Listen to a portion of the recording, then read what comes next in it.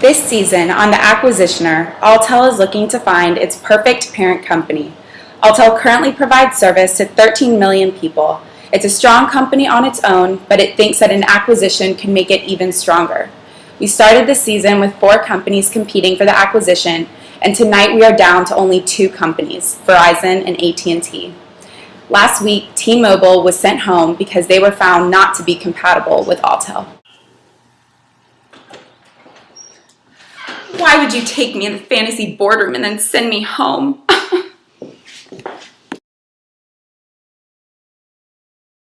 Did you see what AT&T was wearing yesterday? Not cute. I mean, Alltel would be an idiot not to choose me. I mean, have you seen T-Mobile? I saw them crying the other day. How pathetic.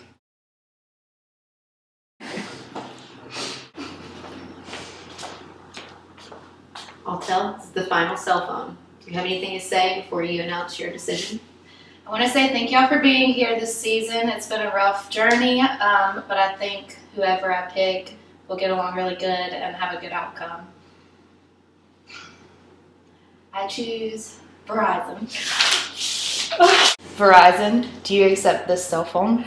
Absolutely.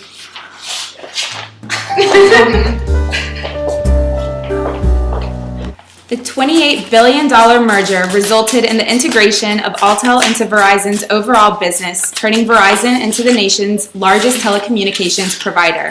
Alltel's customer base was absorbed by Verizon, which increased the number of Verizon subscribers to roughly 80 million, surpassing AT&T's subscriber base of 71 million.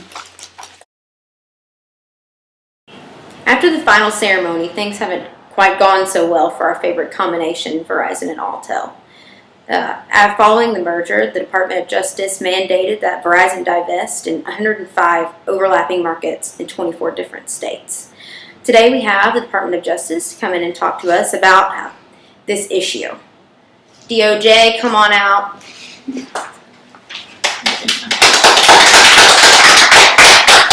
fine if I call you DOJ, right? Oh, that's my preferred name. Thank you. Mm-hmm. So tell me, why did you come in and bust up this combo, this acquisition? I hate to be the bad guy here, but, I was a fan of the show.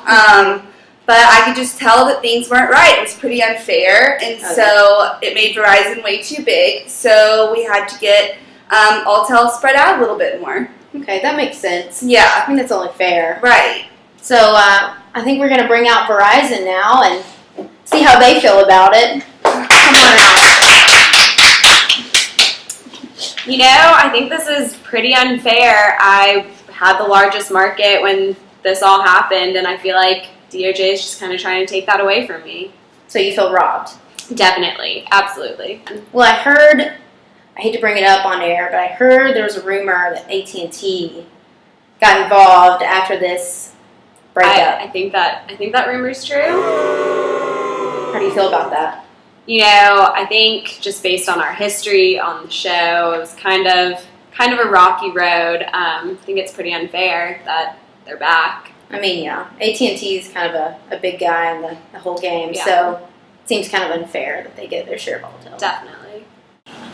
So now we're going to bring back out Verizon and Alltel and AT&T to talk about the events after the ceremony. Come on out, guys.